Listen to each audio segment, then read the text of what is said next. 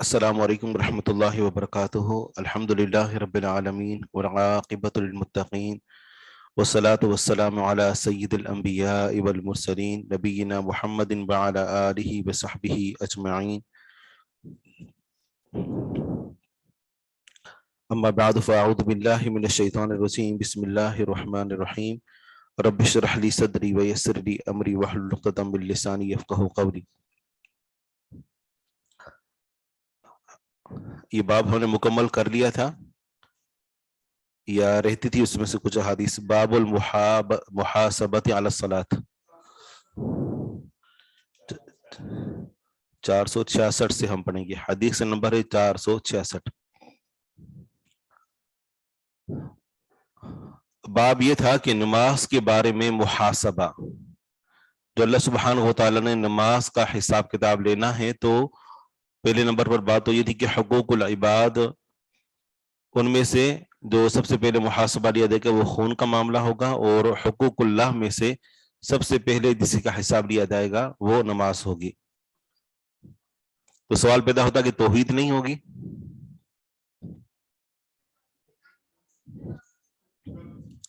حقوق اللہ میں سے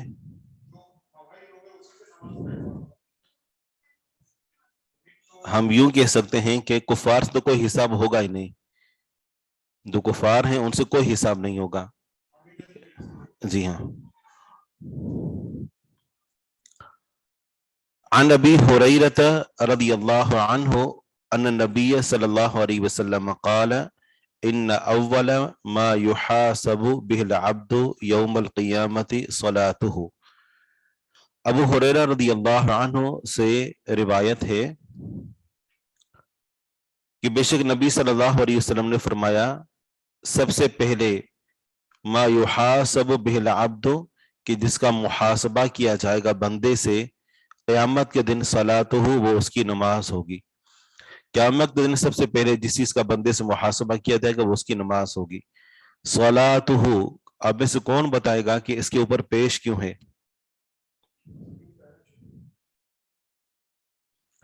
تھوڑا غور کریں، پیش کیوں ہے؟ پیش نہیں، ہو مرفوعات جو ہوتے ہیں نا وہ 8 ہوتے ہیں۔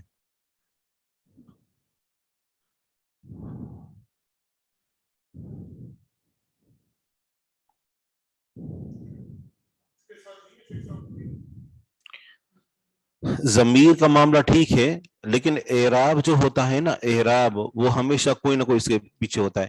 روحان مطہر ویڈیو بند کر دیجئے۔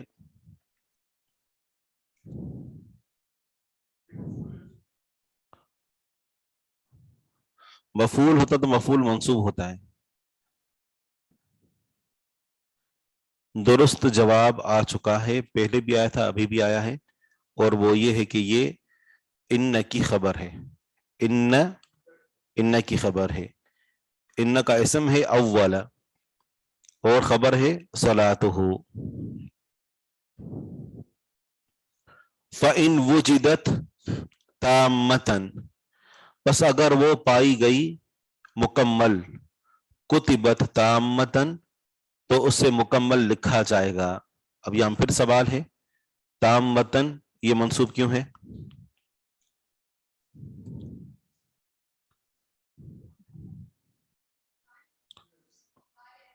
وجدت میں جو ہی ضمیر ہے وہ نائب فاعل ہے، اور وہ ذوالحال بھی ہے۔ تامتن یہ اس کا حال ہے۔ اگر وہ پائی گئی اس حال میں کہ وہ مکمل ہوگی تو کتبت تامتن لکھا جائے گا اس حال میں کہ وہ مکمل ہے۔ انتقص، اور اگر کمی پائی گئی، منہا اس میں سے، شیئن کسی بھی چیز کی، نماز میں کسی بھی چیز کو کم پایا گیا، قال اللہ تعالیٰ فرمائے گا، انظروا تم دیکھو، هل تجدون له، کیا تم پاتے ہو اس کے لیے، یعنی اس بندے کے لیے، من تطوع نفلی نماز، یکمل له ما زیع من فریضۃ، تو مکمل کر دی جائے، یکملو یا پھر یہ کہ یکملو، اللہ سبحانہ و تعالیٰ مکمل کر دے گا لہو اس بندے کے لیے ما ضیع جو اس نے ضائع کیا من فریدت فریضے میں سے، من تطوعی اس کے نوافل سے، ثم سائر الاعمال تجری علی حسب ذالک، سارے اعمال تجری جاری ہوں گے علی حسب ذالک اسی کے مطابق، کہ پہلے کوئی کمی آ گئی تو نوافل سے ان کی تکمیل کی جائے گی۔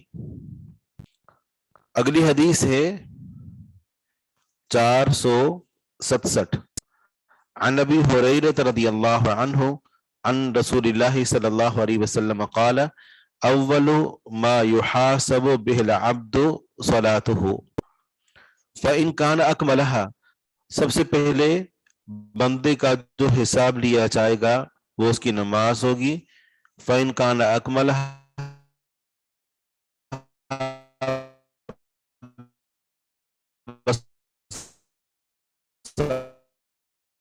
اگر اس نے اس کو مکمل کیا تھا، قال اللہ عز وجل،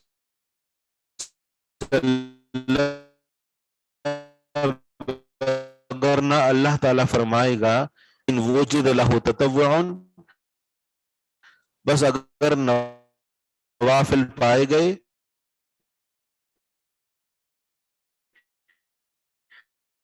قال اکملوا بہ الفریدۃ، تو اللہ تعالیٰ فرمائے گا کہ اس کے ذریعے سے، اگر نوافل نہ پائے گئے یا پائے تو گئے لیکن یہ ہے کہ وہ فرائض کی تکمیل نہ کر سکے، تو پھر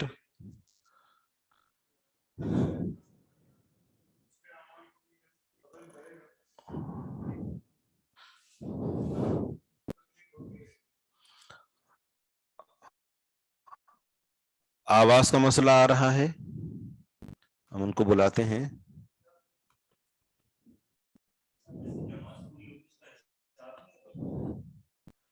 جی ایک منٹ،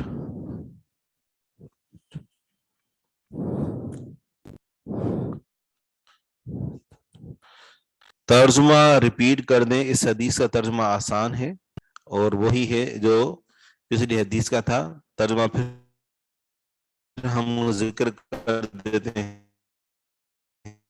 ہیں، صرف ترجمہ ذکر کر دیتے ہیں۔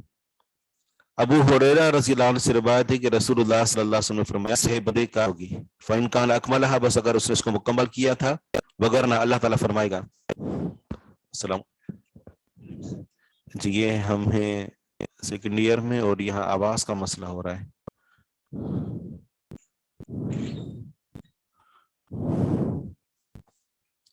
ابھی آواز ٹھیک آ رہی ہے؟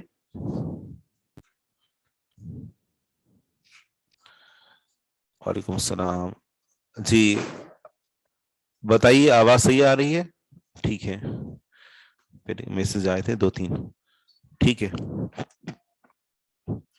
وَإِلَّا قَالَ اللَّهُ عَزَّ وَجَلَّ، وگرنہ اللہ تعالیٰ فرمائے گا انظروا لعبدی من تطوع، میرے بندے کے لیے نفل دیکھو، فَإِن وُجِدَ لَهُ تطوع، اگر اس کے لیے نوافل پائے گئے، قال اللہ تعالیٰ فرمائے گا اکملوا بہ الفریضۃ، اس کے ذریعے سے فرض کو مکمل کرو، اور اگر فرائض کو مکمل کرنے کے لیے نوافل موجود نہ ہوئے یا نوافل موجود تو ہوئے لیکن وہ کم پڑ گئے، تو پھر معاملہ یہ ہوگا کہ وہ معاملہ اللہ تعالیٰ کی مشیت کے تحت چلا جائے گا۔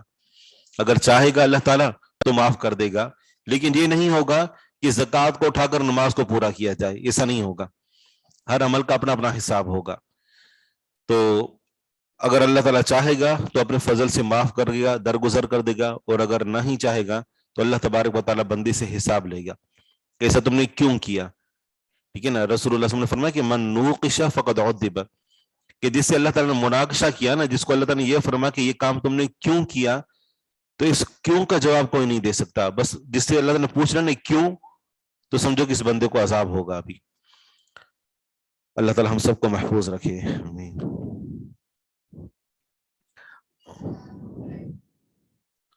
تو زکوٰۃ علیحدہ جو ہے وہ اس کا حساب ہوگا، زکوٰۃ کا حساب علیحدہ علیحدہ ہوتا ہے. جیسے ہر پرچے کا آپ کے جو نمبر ہوتے ہیں اس کے علیحدہ ہوتے ہیں.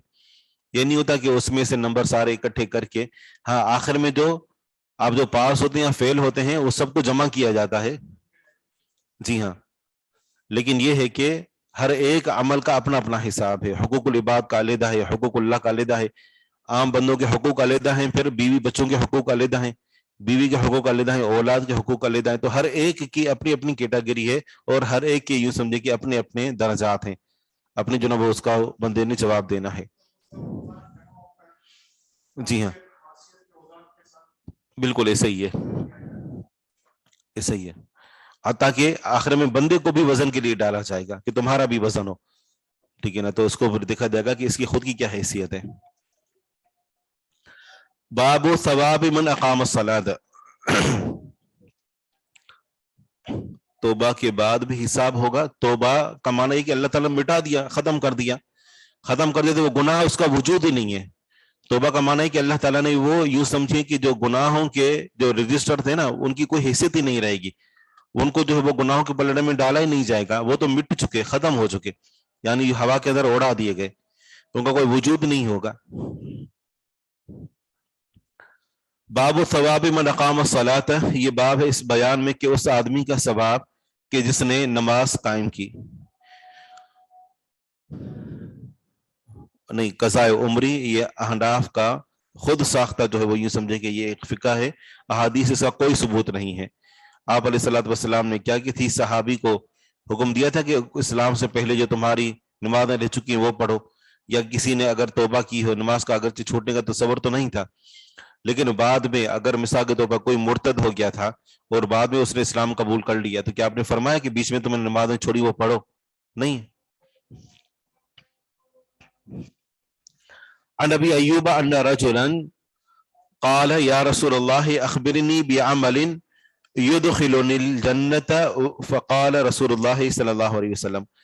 ابو ایوب انصاری رضی اللہ عنہ سے روایت ہے کہ بے شک ایک آدمی نے کہا, اے اللہ کے رسول صلی اللہ علیہ وسلم, اخبرنی آپ مجھے خبر دیں, بعمل کسی ایسے عمل کے بارے میں, يدخلني الجنة جو مجھے جنت میں داخل کر دے. فقال رسول اللہ, تو رسول اللہ صلی اللہ علیہ وسلم نے فرمایا, تعبد اللہ, تم اللہ تعالیٰ کی عبادت کرو, ولا تشرک یا ولا تشرک به شیئا, اور تم اس کے ساتھ کسی کو شریک نہ کرو. وتقیم الصلاۃ وتؤتی الزکوٰۃ, اللہ کی عبادت کرنی ہے, اللہ کے ساتھ کسی کو شریک نہ کرنا. عبادت کے اندر اہم ترین عبادتیں یہ ہیں کہ تم نماز قائم کرو گے اور زکوٰۃ ادا کرو گے, وتصل الرحم, اور تم رشتہ داری کو جوڑو گے, ملاؤ گے. درہا, آپ علیہ الصلوۃ والسلام سے فرمایا, درہا اسے چھوڑ دو, درہا اسے چھوڑ دو. راوی کہتے ہیں کأنہ کان علی راحلتہ, گویا کہ آپ علیہ الصلوۃ والسلام اپنی سواری پر تھے اور اس نے آپ علیہ الصلوۃ والسلام کی سواری کی لگام کو پکڑ رکھا تھا. آپ نے فرمایا کہ ذرہا تم سے چھوڑ دو, یعنی سواری کی لگام کو چھوڑ دو. کأنہ گویا کہ کان علی راحلتہ, آپ علیہ الصلوۃ والسلام اپنی سواری پر تھے. آپ علیہ الصلوۃ والسلام نے اس کو خصوصی طور پر صلہ رحمی کا حکم دیا, اور اس کے پیچھے بھی یہی وجہ تھی کہ آپ علیہ الصلوۃ والسلام حالات کے مطابق اور سامع کے جو احوال اور ظروف ہوتے تھے اس کی رعایت کرتے ہوئے اس کو نصیحتیں فرمایا کرتے تھے. تو اس کے اندر جو چیز کی کمی تھی, ظاہری بات ہے اللہ تعالیٰ ہی بتا دیتا ہوگا, یا معاشرے کے اندر وہ اس عمل کے حوالے سے معروف ہوگا, تو آپ علیہ الصلوۃ والسلام نے اسی کے مطابق اس کو نصیحت کی.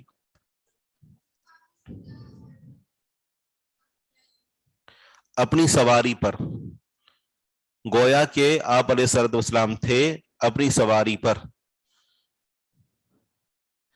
ذرہا, آپ علیہ الصلوۃ والسلام نے جب آخر میں یہ فرمایا کہ وتصل الرحم, تم رشتہ داری کو جوڑو گے, تو پھر آپ نے اللہ صلی اللہ علیہ وسلم نے فرمایا کہ ذرہا تم اسے چھوڑ دو. کس کو چھوڑ دو؟ راوی کہتا ہے گویا آپ اپنی سواری پر تھے اور آپ نے فرمایا کہ اس کو چھوڑ دو, یعنی جو لگام کو پکڑا ہوا تھا اس لگام کو چھوڑ دو. جی ہاں. صحیح. باب عدد صلاۃ الظہر فی الحضر، یہ باب ہے کہ ظہر کی نماز کی تعداد حضر میں، حضر جہاں پر انسان اقامت پذیر ہوتا ہے وہاں پر ظہر کی نماز کی تعداد کیا ہوگی. سفیان ابن المنقدر اور ابراہیم میسرہ سے روایت کرتے ہیں کہ ان دونوں نے انس رضی اللہ عنہ سے سنا. انس رضی اللہ عنہ فرماتے ہیں صلیت مع النبی صلی اللہ علیہ وسلم الظہر بالمدینہ، میں نے نبی صلی اللہ علیہ وسلم کے ساتھ ظہر کی نماز پڑھی مدینہ میں اربعن 4، وبذی الحلیفۃ العصر رکعتین، اور ذو الحلیفہ مقام میں عصر کی نماز جو ہے وہ 2 رکعتیں.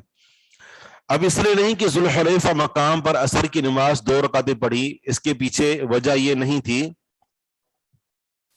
کہ ذو الحلیفہ مقام تک اگر کوئی جائے تو وہ سفر کی نماز پڑھے، وہ سفر میں اتنا یہ عرصہ جو ہے وہ سفر شمار نہیں ہوتا، بلکہ مقصد یہ تھا کہ آپ علیہ الصلوۃ والسلام حج کرنے کے لیے نکلے تھے، اور حج کرنے کے لیے نکلنا مطلب ہے کہ ایک لمبے سفر کے لیے نکلنا، اور لمبے سفر کے لیے جب انسان نکل رہا ہے تو اگر اپنے شہر کی جو بلڈنگیں ہیں، جو عمارتیں ہیں، وہ نظروں سے اوجھل ہونے کے بعد انسان قصر نماز کر سکتا ہے. جی ہاں، نظر آئے بالکل، شہر کے آثار جیسے ہی ختم ہو گئے تو آپ اس کے بعد قصر کی نماز پڑھ سکتے ہیں، لیکن شرط یہ ہے کہ آپ کا سفر کرنے کا ارادہ ہو. اگر وہیں تک جانے کا ہے تو پھر ظاہری بات ہے کہ آپ قصر نہیں کریں گے. تو قصر جو ہوتا ہے وہ یعنی شروع کب سے کرتے ہیں، قصر کی نماز کا آغاز ہوتا کب سے ہے؟ جب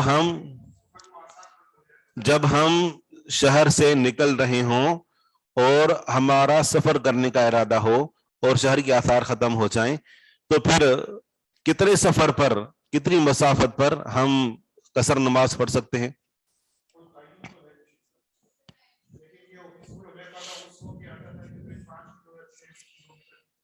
ذو الحلیفہ تو ظاہری بات ہے کہ میں نے ذکر کیا آثار تو نظر نہیں آتے، لیکن کتنے سفر کی نیت کر کے،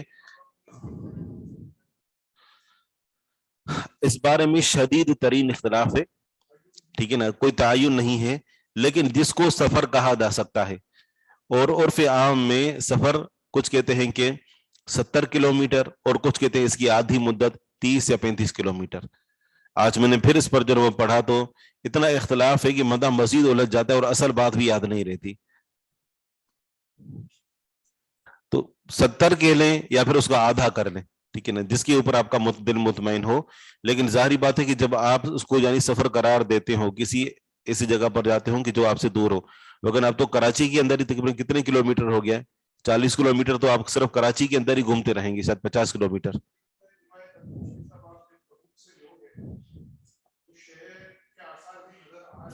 صحیح، جی ہاں بالکل، لیکن یہ کہ وہ اس وقت بھی وہ سفر ہی تھا، اگر اپنی منزل تک نہ پہنچے تھے. جی ہاں بالکل. ایام کی تعداد کتنی ہے جب تک آپ مسافر ہیں؟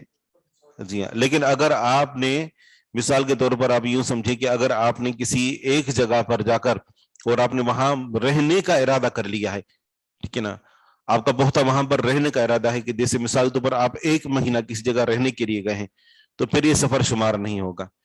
اگر تردد ہے کہ کبھی بھی سفر میں واپس لوٹ سکتے ہیں، کبھی بھی واپس آ سکتے ہیں، تو پھر تو بھلے پوری زندگی گزر جائے آپ قصر کریں گے.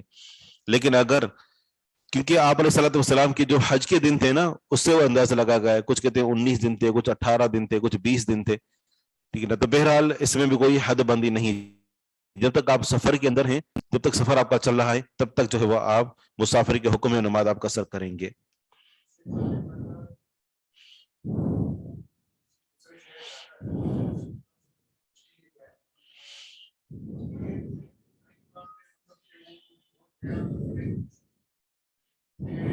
صحیح،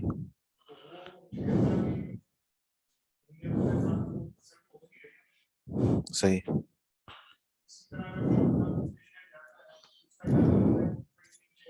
صحیح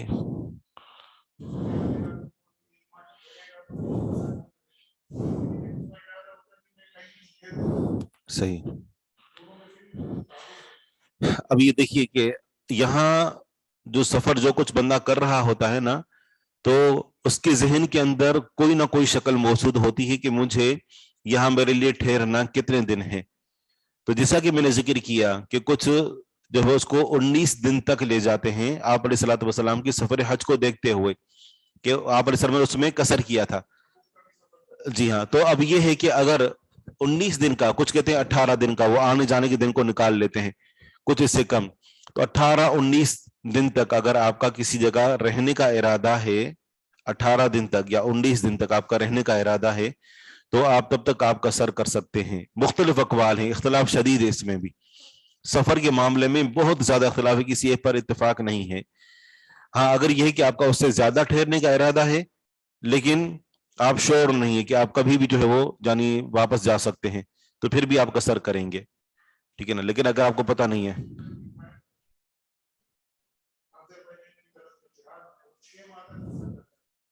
صحیح. اب یہاں پر یہ ہے کہ کیا موجودہ دور میں ذوالحلیفہ سے قصر پڑھیں گے؟ نہیں، کیونکہ ذوالحلیفہ ابھی مدینہ کے اندر آ گیا ہے. تو اب ذوالحلیفہ سے جب آگے سفر کے لیے نکلیں گے، مدینہ کی آبادی جب ختم ہو جائے گی تو اس کے بعد ہم قصر شروع کر سکتے ہیں.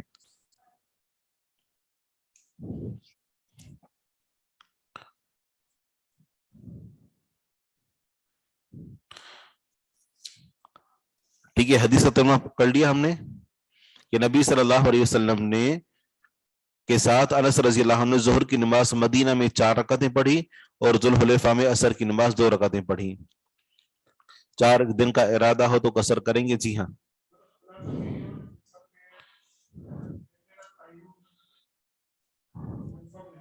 صحیح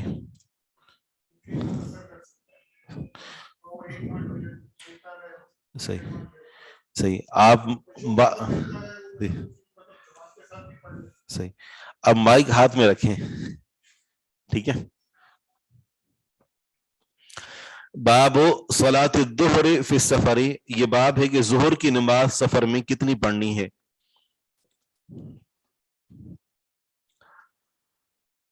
عن الحکم بن عتبہ عن قال سمعت ابا جحیفہ قال خرج رسول اللہ صلی اللہ علیہ وسلم بالحاجرۃ.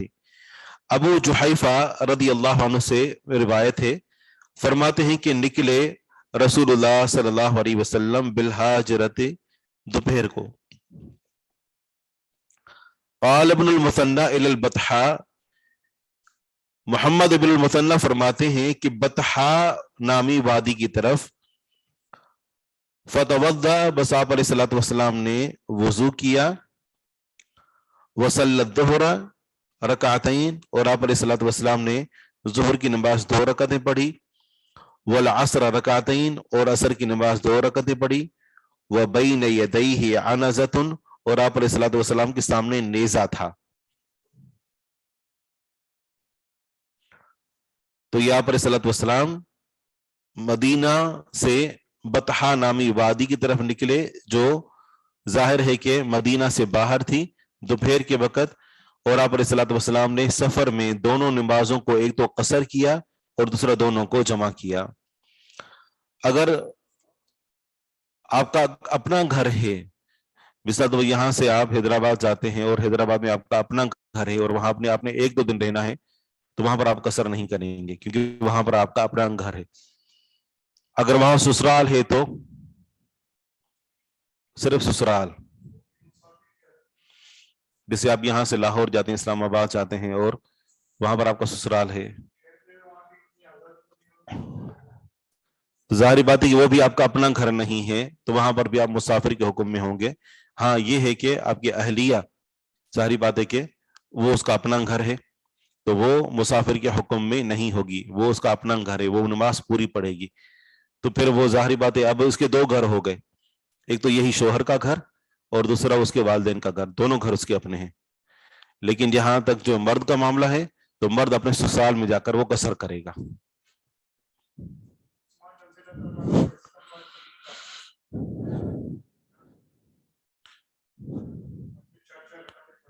صحیح. صحیح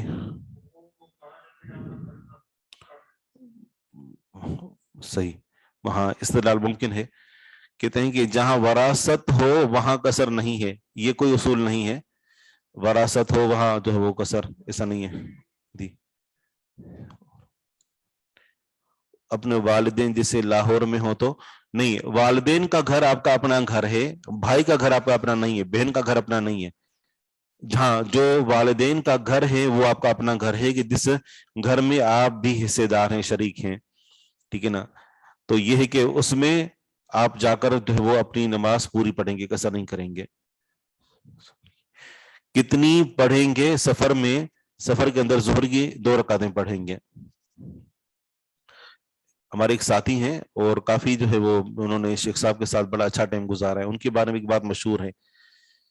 تو ایک مرتبہ وہ سفر کے اندر تھے تو انہوں نے مغرب کی نماز 2 رکعتیں پڑھی. تو انہوں نے کہا کہ یہ انہوں نے جو نا وہ شیخ صاحب کے سامنے ذکر کیا گیا. تو شیخ صاحب نے ان سے پوچھا کہ آپ نے 2 رکعت کیوں پڑھی؟ تو انہوں نے کہا کہ میں نے قصر کیا. تو شیخ صاحب نے کہا پھر تو آپ کو 1.5 رکعت پڑھنی چاہیے تھی. آنازہ کا مطلب ہے نیزہ. قصر کی مدت بیان فرما دیں. قصر کی مدت کے لیے 2 باتیں ہیں، ایک ہے زمینی مدت اور دوسرا ہے دن و رات کی مدت. اگر زمینی مدت مراد لیتے ہیں تو 35 کلومیٹر تک اگر آپ نے سفر کرنا ہے، 35 کلومیٹر تک، تو آپ جو ہے وہ اس کو قصر نماز پڑھ سکتے ہیں. اور 18 یا 19 دن تک اگر آپ کا رہنے کا ارادہ ہے تو آپ اس میں بھی قصر کر سکتے ہیں، لیکن اس میں شدید اختلاف ہے.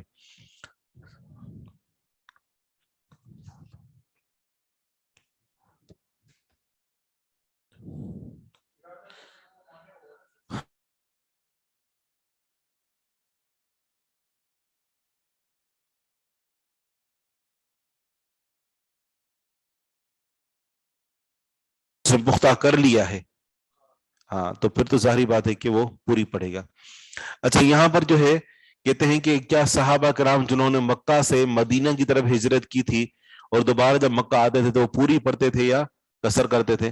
تو ظاہری بات ہے کہ ان کے گھر وہ رہے نہیں تھے، ان کے اوپر قبضہ کیا جا چکا تھا یا کچھ تھے بیچ دیے تھے، تو وہ جب کبھی آتے تھے تو ظاہری بات ہے قصر کا ہی معاملہ تھا. نانی کے گھر جائیں گے، چچا کے گھر، پھپھو کے گھر، تو اب بس یہاں پر یہ سمجھیں کہ جو آپ کا اپنا گھر ہے تو آپ اس میں قصر نہیں کریں گے. تو نانی کا گھر اپنا گھر نہیں ہوتا. اگر آپ کبھی جو نا وہ بتا دیں ان کو کہ ہمارا گھر ہے تو آپ کو آنے بھی نہیں دیں گے. جی کہاں؟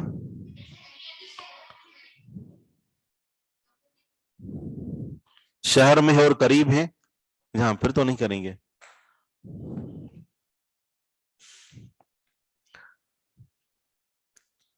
باب فضل صلاۃ العصر، یہ باب ہے عصر کی نماز کی فضیلت کے بارے میں.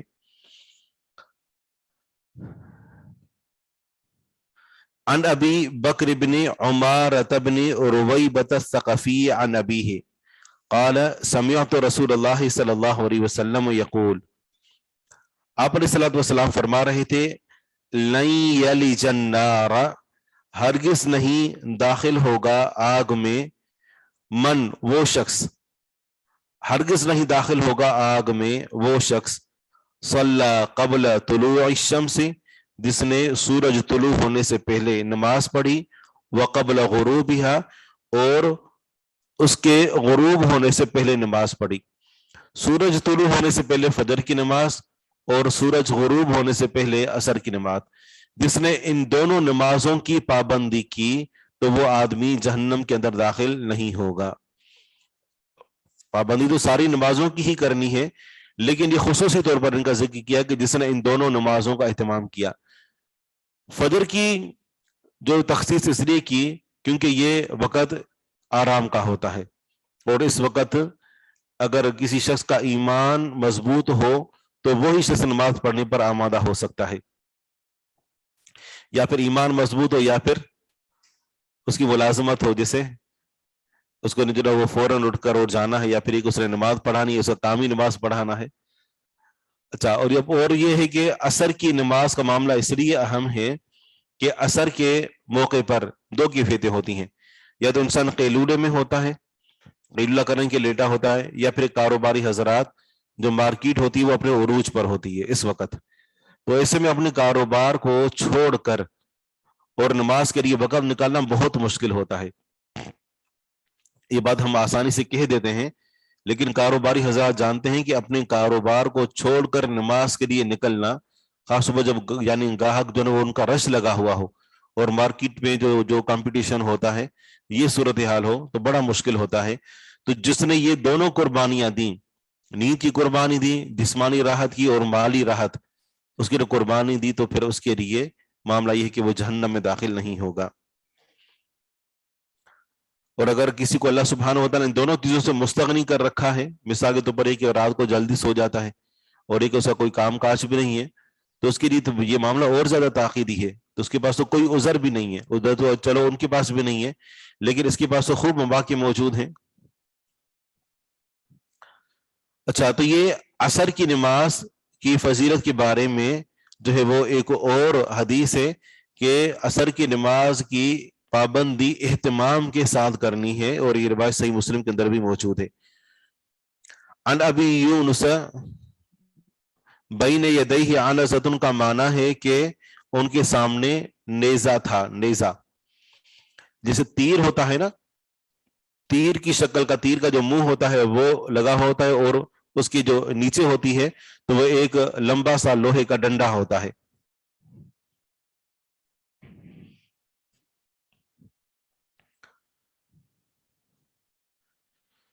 حدیث میں اشارہ ہے کہ عصر کی نماز کی جو فضیلت ہے کہ جس بندے نے عصر کی نماز کا اہتمام کیا تو وہ جہنم میں داخل نہیں ہوگا۔ اہتمام سے مراد ہے کہ پابندی کے ساتھ پڑھنا، جماعت کے ساتھ پڑھنا، وقت پر پڑھنا، اول وقت میں پڑھنا، توجہ سے پڑھنا، یہ ساری بات اس کے اندر داخل ہیں۔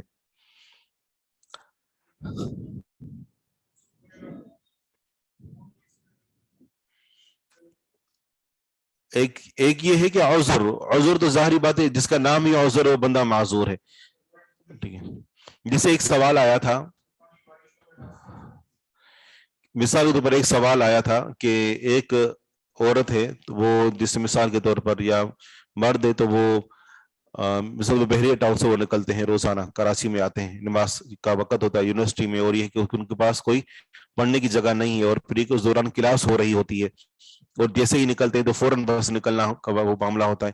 اگر وہ جو نہ کریں تو بس رہ جائے گی تو ان کے لیے بہت زیادہ مسئلہ ہو جائے گا، کہ وہاں تک پہنچنا، دوبارہ گاڑی لینا، یہ ناممکن ہوتا ہے۔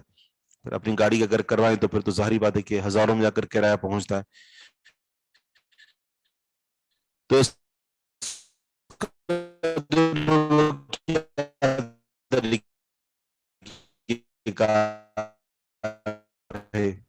کہ نماز پڑھنے کا تو کیا پھر یہ ہے کہ اس صورت میں کریں۔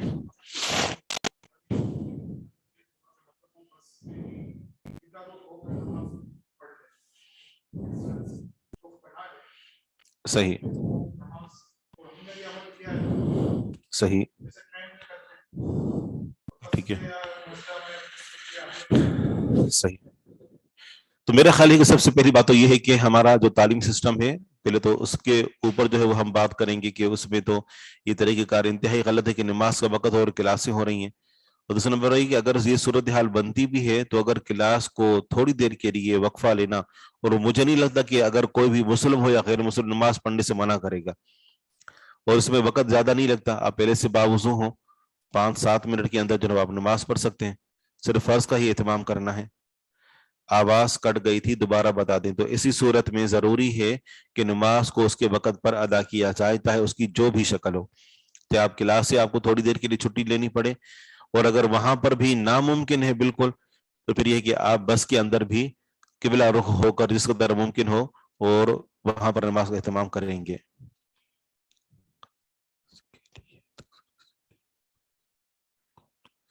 اگر بزنس کے لیے روزانہ آنا جانا ہے، ایک بندہ جو ہے نا وہ مثال پر روزانہ بس چلاتا رہتا ہے، پورا جو نا وہ یہاں سے وہاں، وہاں سے یہاں، اب یہ کہ یہ اس کی روٹین ہے، یعنی یوں سمجھے کہ اب اس کا معاملہ یہی ہے۔ سفر وہ ہوتا ہے کہ تو کبھی کبھار کیا جاتا ہے، بھلے وہ ہفتے میں ایک دن ہو، لیکن اگر روزانہ تو مانا کہ اس کی روٹین ہے یا اس کی عادت ہے، تو یہاں پر صورت میں قصر نہیں ہوگی. جیسے اگر کسی کا یہاں سے یعنی حیدرآباد آنا جانا ہے روزانہ کی بنیاد پر، تو ظاہری بات ہے پھر وہ قصر نہیں کرے گا.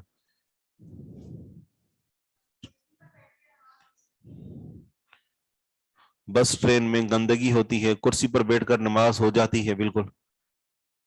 اور شیخ صاحب فرض نماز گاڑی میں پڑھ سکتے ہیں؟ اگر بالفرض وقت نکل رہا ہے تو گاڑی میں بھی بیٹھے بیٹھے جس قدر ممکن وہاں پڑھ سکتے ہیں. ضرور نہیں کہ آپ وہاں گاڑی میں کھڑے ہوں، آپ کھڑے ہوں گے تو آپ گر جائیں گے، ظاہری بات ہے. تو وہیں پر بیٹھے قبلہ رخ ہو کر اور آپ جو نماز پڑھیں. گھر جا کے پڑھیں گے تو نماز کا وقت اگر وقت ہے آپ گھر جا کر پڑھیں، اگر وقت نہیں ہے، وقت نکل رہا ہے، تو پھر ظاہری بات ہے گاڑی میں ہی بیٹھے بیٹھے پڑھیں گے. آواز دوبارہ کٹ رہی ہے.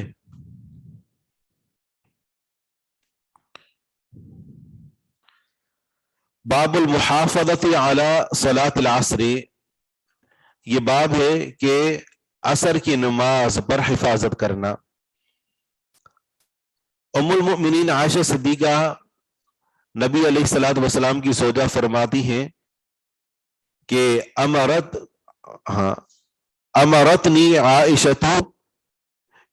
اب حدیث کے جو پیچھے راوی ہیں وہ ابو یونس ہیں جو کہ عائشہ صدیقہ رضی اللہ عنہا کے غلام تھے. جی ہاں، کہتے ہیں کہ امرتنی عائشہ، تو مجھے عائشہ صدیقہ رضی اللہ عنہا نے حکم دیا ان اکتب لہا مصحفا، کہ میں ان کے لیے مصحف لکھوں یعنی قرآن کریم لکھوں. فقالت، انہوں نے فرمایا اذا بلغت هذه الآیت فآذنی، جب تم اس آیت کو پہنچو بس تم مجھے فآذنی، بس مجھے اطلاع کر دینا. اور وہ آیت ہے حافظوا علی الصلوات والصلاۃ الوسطی، نمازوں کی حفاظت کرو اور صلاۃ الوسطی کی حفاظت کرو. فلما بلغتها آذنتها، جب میں اس آیت کو پہنچا تو میں نے ان کو اطلاع کی.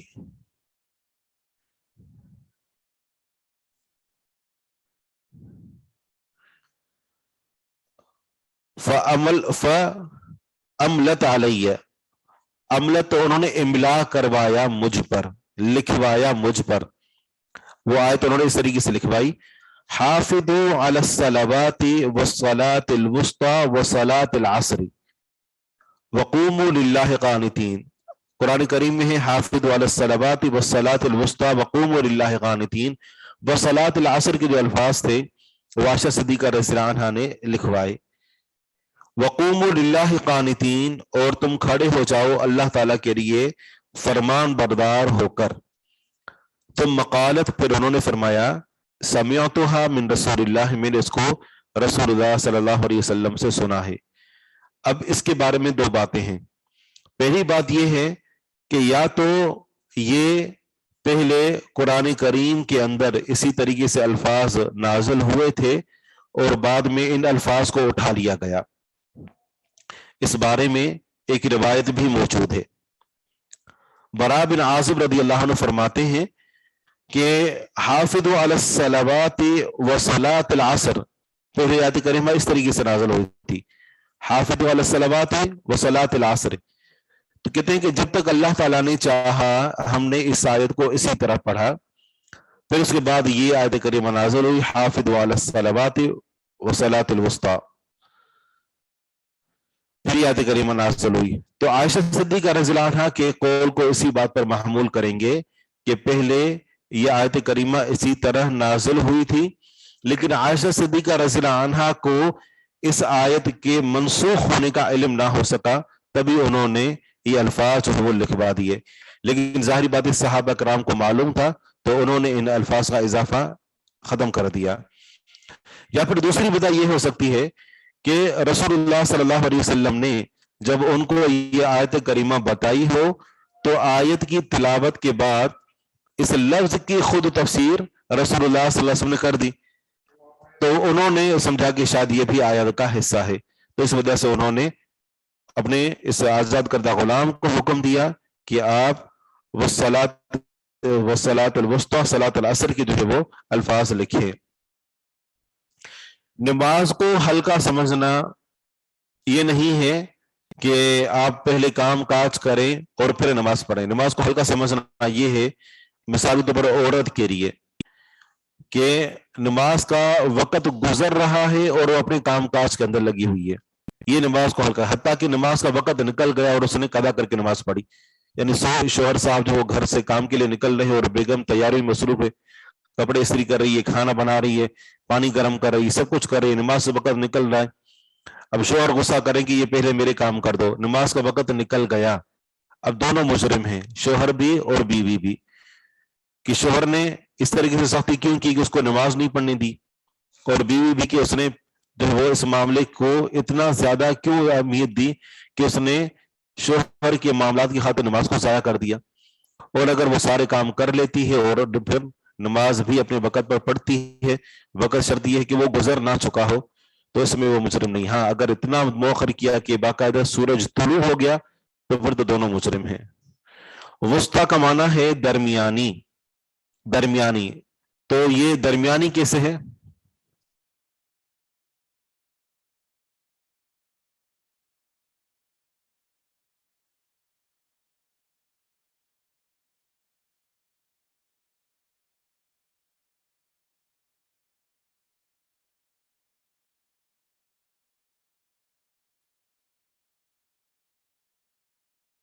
रात की नमाज शुरू होती है मगरिब और इशा की, एक दिन के आगाज में नमाज फजर और जोहर, और दूसरी रात के बाद यानी सूरज गुरूब होने के बाद मगरिब और इशा।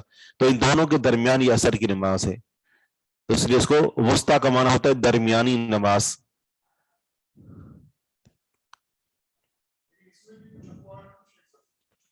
जी बहुत ज्यादा, इस बारे में भी तकरीबन 19 के करीब अकवाल है।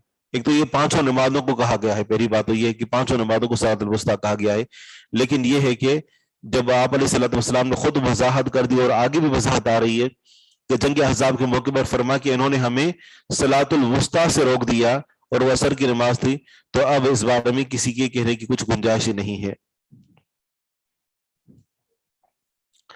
अगली हदीस पढ़ लेते हैं। अन अली रज़ियल्लाहु अन्हु अन नबी सल्लल्लाहु अलैहि वसल्लम क़ाल, यह हदीस है, शगलूना अनिस सलातिल वुस्ता हत्ता ग़रबतिश शम्स। अली रज़ी अल्लाह अन्हु फरमाते हैं कि नबी अलैहिस्सलातु वस्सलाम ने फरमाया कि शगलूना, उन्होंने हमें मसरूफ कर दिया। जंग अहज़ाब के मौके पर फरमाया शगलूना, उन्होंने हमें मसरूफ कर दिया, अनिस सलातिल वुस्ता, दरमियानी नमाज से, हत्ता ग़रबतिश शम्स, यहाँ तक कि सूरज गुरूब हो गया। तो इसमें आप अलैहिस्सलातु वस्सलाम ने खुद वजाहत कर दी कि सलातुल वुस्ता कौन सी नमाज है, असर की नमाज, यहां तक कि सूरज गुरूब हो गया। फिर आप अलैहिस्सलातु वस्सलाम उनको बद्दुआ दी थी। एक और हदीस पढ़ते हैं, बाब मन तरका सलात अल असरी। चले यहां से हम इंशाल्लाह, टाइम हो चुका है तो अगले सबक आगाज यहीं से करेंगे बिइज़्निल्लाह। सुब्हानक अल्लाहुम्मा व बिहम्दिक, अशहदु अल्ला इलाहा इल्ला अंत, अस्तगफिरुका व अतूबु इलैक।